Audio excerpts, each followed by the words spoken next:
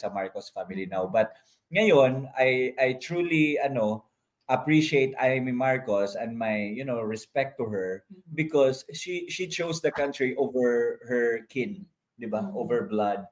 So para bang kasi masarap maging presidente you control almost everything. But the problem in the Philippines now is the president is the one being controlled. So may kaibahan when you're a president and you want to control everything, you want to control the people, your cabinet secretaries, and those people who are working in the government, national, local, ganyan. That's good, di ba? Because you are, imposing your role as the president, the head of the country, ganyan. But if you are the president by position, but by action, you are the one being controlled by people around you. So that's a different story. And this is currently what is happening in the Marcos administration. BBM is just a figure, eh. You're just our president and we will be the ones working with this and that, ganyan. So kaya nangyayari, feeling natin mas powerful pa si Remulla, mas powerful pa si Torre, mas powerful pa si Junvic, sino pa ba? Kasi walang leadership. Kasi nga walang ngipin yung president himself in 2022. But ang kaibahan lang natin with the other camps, especially with the kakampings, ay yung katotohanan na they used to despise Bongbong Marcos or the unit team in 2022, but they are ass-licking him now. You know what I mean? Like pinagtatanggol pa nila. So, sa issue ng drug addiction and expose ni Amy Marcos, they are hating Amy Marcos more because it's very un-Filipino daw. They are trying to, well, the kakampings, baka maging ka-violet yan next time. Pero, ayun.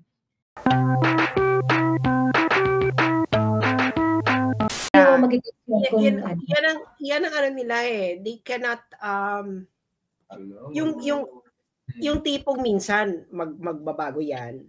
Hihinto. And magkakaroon ka naman ng kita mo na huminto na. Kasi may kilala akong ganyan eh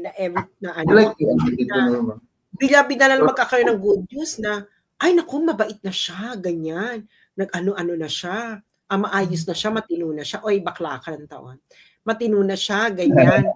Tapos, bakla after 1 year, kakausapin ako, magagalit, nagsusumbong na naman. Ay, naku, nagiging na naman, nagganto na naman. Tapos, kasi, mahirap umalis sa addiction kung ang mga nakapaligid sa'yo ay puro addict. Mga kabarkada ni Bibi, yung puro addict. Puro addict yung mga kabarkada niya. Di ba? Bakit hindi tanongin yung mga sarili niyo, bakit si Tantoco ng Rustans ay namatay na nagkukukin habang kasama sa entourage ni Lisa Marcos? Lisa Marcos, oo. Telltale sign na yan. They are on it. And up until now, you're having difficult time to make a decision? Hello? Nag-utos na nga sila ng di ba, nakakaiba mga decision sa buhay, yung hanapin nyo ang heartbeat. Bakla, hindi ba kaadikan yun? True. Hindi ba kaadikan yun? Parang yung mga adik na naglilinis ng ventilador na hindi naman madumi. No. Nililinis ng 3 oras yung ventilador na hindi naman marumi, no? Na hindi naman madumi. So, ayun. Hay nako. Nakakaloka yung mga camping na hindi nila alam kung saan sila lulugar. Pinagtanggol, mas pa sila, mas concerned pa sila kay Bongbong. Mas concerned pa sila. Ay, grabe. Oo, parang bakit bigla kayo concerned sa adik? They are trying to, well, the kakampings, baka maging ka-violet yan next time. Pero, ayun. Ang ko lang talaga, yung mga kaibigan ninyo, parang Tanungin ninyo, hindi kayo concerned na meron kayong addict na presidente? Like, seriously. Wow. So, lalo yung mga camping, so mas gusto nyo na addict ang presidente kaysa yung mga addict kinuhuli. At inaano ng kamay na bakal? That's your choice. So you don't like Digong because Digong is so harsh on addicts, but you want an addict to be president and remain as president. Like, seriously. What? Like, ano ba yun? Parang, actually, ang feeling ko talaga, the ordinary kakampings are, sino yung singer? Singer na? Nung nagpunta ng EDSA, kakamping ba yun? Gigi Delana? Oo. Hindi, DDS yun. Ah, talaga? DDS yun. So, Si Gigi Delana. Is she famous singer? Ay, hindi na ako updated eh. Famous, yes. Yung YouTube channel niya, patok eh. Kasi may mga cover siya sa YouTube niya. So, patok. Taga Davao? Ha? Taga Davao ba siya? Hindi. Pero may chismis doon. Teka, isasulat ko dito. Ay, ito na mga kwentong barangay. Oo.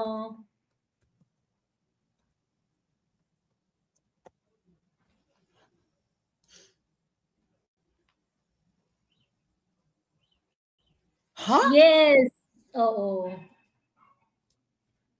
So parang ano na to, the message na ito, parang ganyan? Hindi. Hindi. Seriously? Ay, nako. Gusto mo ba ikwento ko? O, ikwento mo, kwentong barangay. Hindi pwedeng pang kwentong barangay. Hindi nga. Sige. O, ikwento mo. Ito.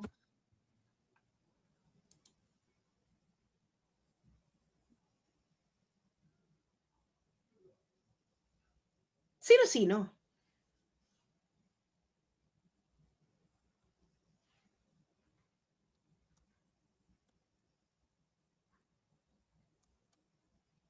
Ito.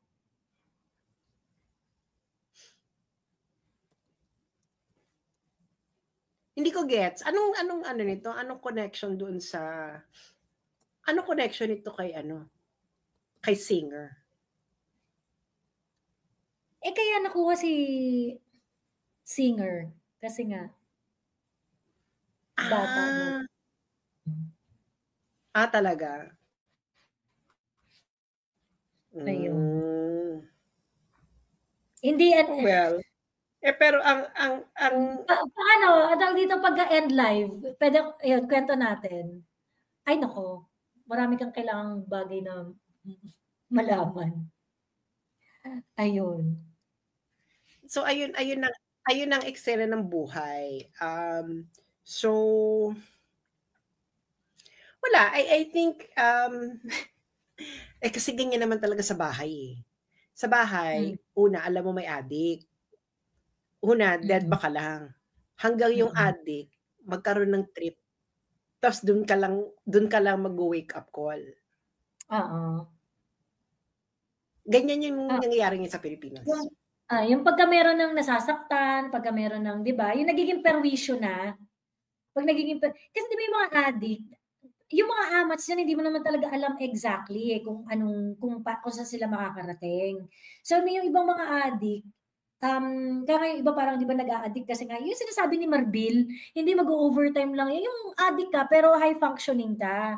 Ganon. Kasi nga lang hindi naman lahat ng addiction ganon yung ganon yung output, ganon yung outcome. Hindi naman lahat ng sitwasyon ganon. Ay, teka Tio, meron ka bang gustong sabihin before ako mag-end live? Meron ka gustong sabihin before ako mag-end live? Oo. Ayan. Hindi ko nasundan yung live ninyo. I just woke up. Hindi, ano lang, yung reaction to the speech of Senator Amy.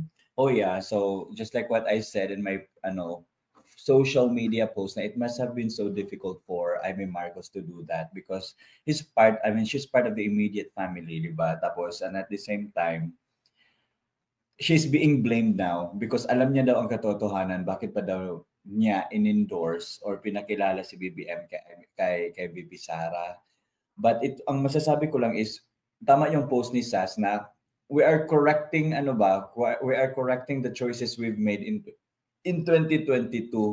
But ang kaibahan lang natin with the other camp, especially with the kakampings, ay yung katotohanan na they used to despise Bongbong Marcos or the unit team in 2022, but they are ass-licking him now. You know what I mean? Like, pinagtatanggol pa nila. So, sa issue ng drug addiction and expose ni Amy Marcos, they are hating Amy Marcos more because it's very un-Filipino daw. Diba? Kasi nga, sa socio-political and socio-cultural, as argued by Jesus Palsis, na hindi daw hindi daw tawag dyan? Align sa Filipino values. Hindi daw align sa Filipino values. May ganyan si Palsis? Yes, tingnan mo interview niya. Yan yung sinasabi niya na sa socio-cultural and socio-political na Actually, perspective. Mali siya doon. Mali siya doon. Halatang hindi niya alam. Halatang wala siyang alam sa lipunan ng Pilipinas. Oo nga. Kasi yung alam niyo yung mga kapitbahay ninyo, alam niyo yan, na yung pamilya mismo papahiyain yung kanyang kamag-anak na adik sa harapan ng publiko. Lalo na pag nakakaperwisyo na.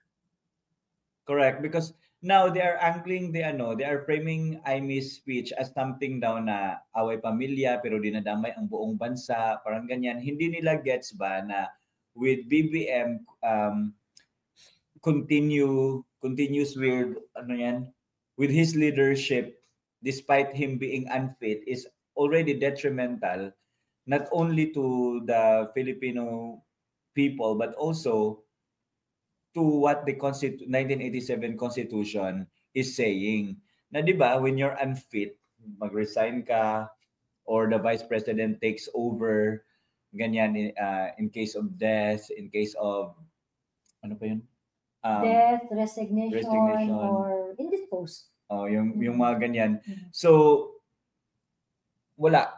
Hindi na natin alam kung ano talaga yung pinaglalaban nila. Tapos ngayon, mas kalaban nila si Amy nga because it's very un-Filipino daw talaga. Na ganyan yung... Kalaban nila yun nag-expose. Nakalaban nila yun nag-expose na adik nga talaga yung presidente. Pero yung adik na presidente... Ayaw nila, oo. Tapos... dead na lang sila. Dead man sila. So, hindi na ako nagtataka, Sas, because during Tatay Digong's time, di ba, when the war on drugs was implemented, di ba, they are also defending the drug addicts whom they called as victims of the drug war daw. So now, the same thing they are doing with BBM. Since BBM is a drug addict, according to his sister, they are now defending BBM. So these people are defending a drug addict than defending a country from a president who happens to be a drug addict. So iba-iba na. So hindi ko na naintindihan talaga kung ano yung pinaglalaban ng mga kakamping. And also they are saying na they are pro good governance. So paano naging good governance nga when the president is compromised? So yun. Ano pa ba? May sinasabi dito, Diyos ko, Palsis, parang matino pamilya niya. Sino ang nagnakaw para kay Chris Aquino? Ayun, nabalikan na naman. Sa tingnan mo yung video niya, it's an interview with ano yun? Do I really need to? We need your reaction video or I don't want. It's so weird. Saka, video ba? Video, it's an interview. Watch it. Cringy. Yan yung angle niya na ganyan daw. Hindi daw nakaka-Filipino na ang away pamilya, dinadamay ang buong bansa, ganyan. Sa socio-political. Away pamilya yun. It is adik ang presidente. One News pala, yung ano, kung saan ka nag-interview din together with those girls na sinabon mo. Actually, hindi siya, ito, I-play mo na lang para makita ni sa... Ayoko, wag na. Ayoko masirang araw ko. Ay, Diyos ko, Sas. Yun lang, Sas. Ano talaga, it's out of desperation daw. Ano yung pinaka-compelling na part of speech yung talaga na ano ka, Tilo? Ako, it's the indirectly way of saying na, BBM, you should resign and let's go back home. Yan yung pinaka-ano ko. Kasi, backstory, allegedly daw, Sas, sa INC, ano na to, floating information ito, ang sinasabi daw nila is, wala daw call for Marcos resignation, wala daw message for destabilization because it's a peace rally for transparency and better democracy. Yan yung pinaglalaban ng INC. Pero Amy Marcos defied the protocol and she talked about, the addiction of her brother. And for me, it's democracy, di ba? And at the same time, it's transparency because Amy is now being transparent to hundreds of millions of people na ano. That's also one risk that can Amy took kasi biruin mo, binasag yung protocol ng INC. Parang, talaga, Sen, wala ka na rin pakialam kung mabadjab sa'yo INC. Wala din siya pakialam whether or not mag-backfire yun sa kanya. Because again, she's a Marcos. We cannot take away the Marcos surname to Amy kasi. So, Marcos siya. Hindi siya papatayin. Hindi naman siya papatayin. Pero for sure, may demolition job. May demolition job against her. So, ang masasabi ko lang is, may tamang Marcos and may tamang Marcos. Di ba? Kasi sa family talaga, there will always be Marcos at may tama Marcos. At may tama na Marcos or ganyan. Sorry, Bisaya ako, joking. Ganyan. So sa family naman talaga, you cannot expect all your siblings to be, to be sharing the same beliefs or sentiments with you. So yan din yung nangyayari sa Marcos family now. But ngayon, I truly appreciate Amy Marcos and my respect to her because she chose the country over her kin, di ba? Over blood. So para bang kasi masarap maging presidente you control almost everything, but the problem in the Philippines now is the president is the one being controlled. So may kaibahan when you're a president and you want to control everything, you want to control the people, your cabinet secretaries and those people who are working in the government, national, local, ganyan. That's good. Diba? Because you are, imposing your role as the president, the head of the country, ganyan. But if you are the president by position, but by action, you are the one being controlled by people around you. So that's a different story. And this is currently what is happening in the Marcos administration. BBM is just a figure, eh. You're just our president and we will be the ones working with this and that, ganyan. So kaya nangyayari, feeling natin mas powerful pa si Remulla, mas powerful pa si Torre, mas powerful pa si Junvic, sino pa ba? Kasi walang leadership.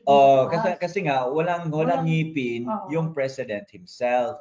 And so now, Amy is torn between choosing a family over the country.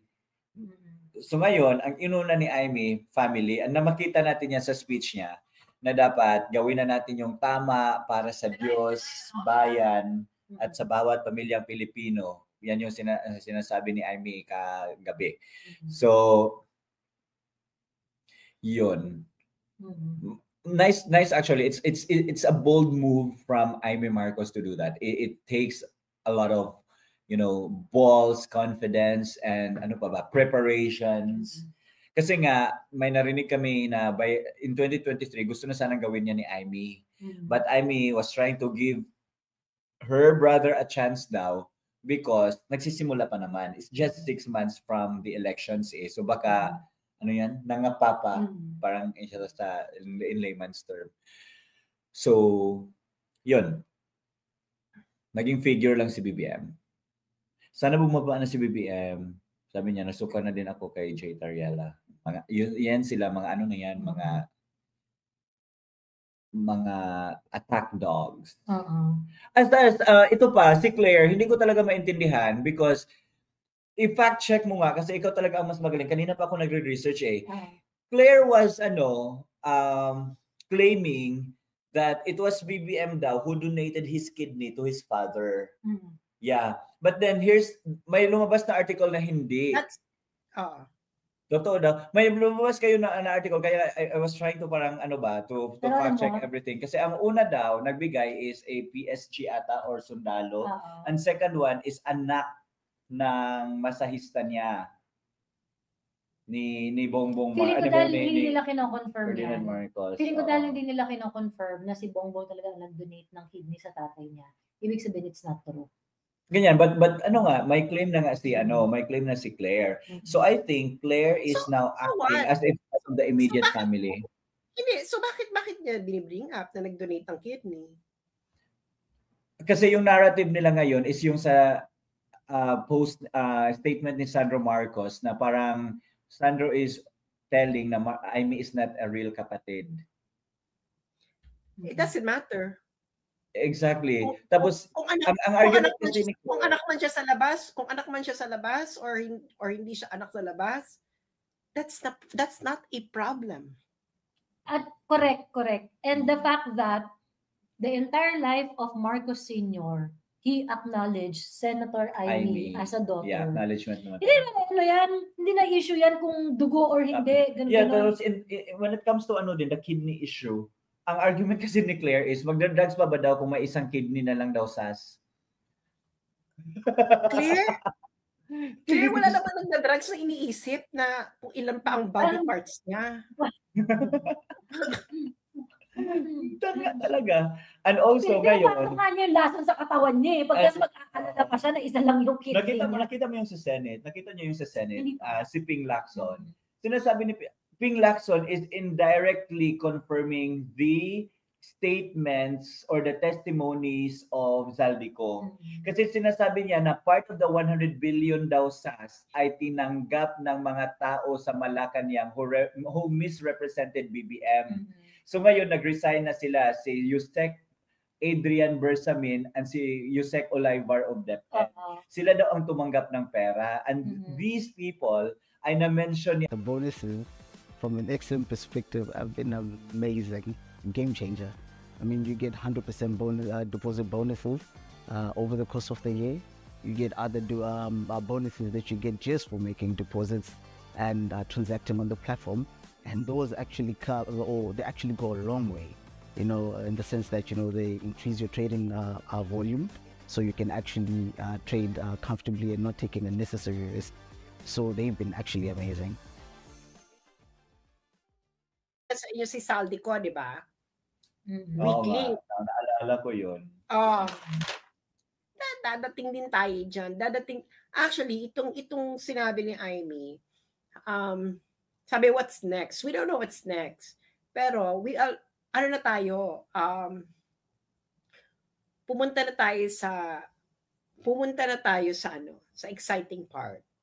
Exactly. Ano na tayo, girl? Point of no return. The world will never be the same. The Philippines will never be the same. So sit back and relax and take care of yourself, because I don't think the addict will give up the fight that easily. Correct. Mm. Kaya nga call the men in uniform, Diyos me. Ngayon, call the men in uniform. If the men in uniform is not going to heed the call, expose the corruption in the ranks of AFP. At saka yung mga generals dyan, expose nyo na yung mga corruption dyan. Kasi, alam nyo, questionable, mga dear sirs, okay? Napaka-questionable po na after nitong mga pangyayaring to, ay hindi kayo nagsasalita. At patagal na hindi kayo nagsasalita, ibig sabihin, kakuntsaba kayo. Ibig sabihin, nakinabang din kayo sa ganitong sitwasyon. Tapos tama again si Zaldico, 'di ba? Kinorek ni Zaldico yung first figure, 'di ba? Sinabi niya is parang 21 lang. 21, sabi niya 56. Pero 56 pala.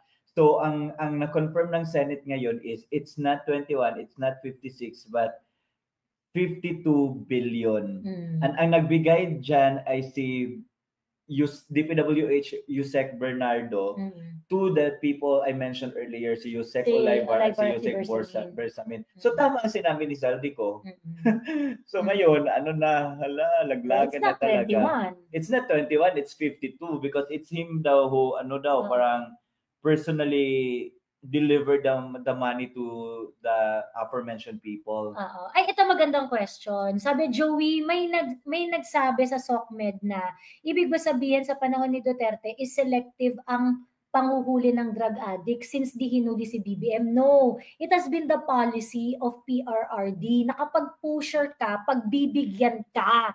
Kaya nga, milyon-milyon yung sumukong pusher na hindi nakulong eh. Tapos, in the first place, in-explain naman ni Amy na pinarehab niya na. Oo, so, at and that time, sober. That is the purpose of Tokhang. And at that time, sober si sober. Binibigyan ka ng pagkakataon na i-rehab mo ang sarili mo. So, there's no inconsistency there. Diba? Selected ba sa... Bakit? Ibig sabihin pagka... Ganito din, Joy. Sorry to cut you off, ha? Nakulong ba si Maricel Soriano? Wala. Yun nga. Diba? Kasi, teka lang ha. Kasi ganito, okay? Si PRRD, pinagbigyan niya yung milyong-milyong mga Pilipino mahihirap na adik. Okay? Hindi niya kinulong. Binigyan niya ng pagkakataon para magbago yung buhay nila. Okay? Tinakot-takot. Ay, sige, pagka hindi niyo tinigil yan, yari kayo sa akin. Ganyan. Okay.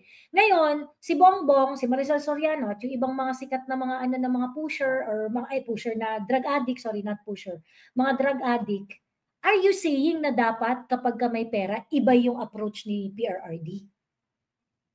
Ano yung approach na gusto niyo na gawin ni PRRD doon? 'Di ba? So ngayon, ito kasi yung mga nagsasabi na selective. Bakit magkaiba ba yung policy ni PRRD sa mayamang adik at saka sa mahirap na adik? Hindi naman. It's the same. Ayun. User, correct. Oo. It's the same policy for a user. Exactly. Ayan. User po, hindi pusher. Yeah, user. User. Maraming magiging closed door deals ito with different branches. Able kaya, may kwento pala ako sa'yo. Alam mo kanina, ang daming trolls dito. Tapos parang sabi, tapos ang pinipush nila, tama si Maharlika, ganyan, MM. Sabi ko, talaga? Ano pala naging tama? Tinatrash nga niya si Amy Marcos. Kung nagtagumpay si Maharlika sa pagtatrash kay Amy Marcos, paano tayo magkakaroon ng ganitong moment? Diba? Exactly. Pero naging tama si Maharlika. Nakita mo yung comment ni Cathy Binag kay Rain? Kasi si Rain, nag-ask si Rain na, sabi ni Rain, I don't mean to put Cathy Binag on the spot, but Amy has already made her statement about the alleged drug use of BBM. Lisa and their party lifestyle. That should corroborate her story. So why isn't the USB out yet? Itudo na po natin to. Sabi ni Cathy Binag, nasabi na ni Amy ang laman ng USB. Di wala akong silbi. Cathy Binag. What we want is the factual, pieces of evidence about your accusation. Correct. These statements or of Amy Marcos. So, I don't understand the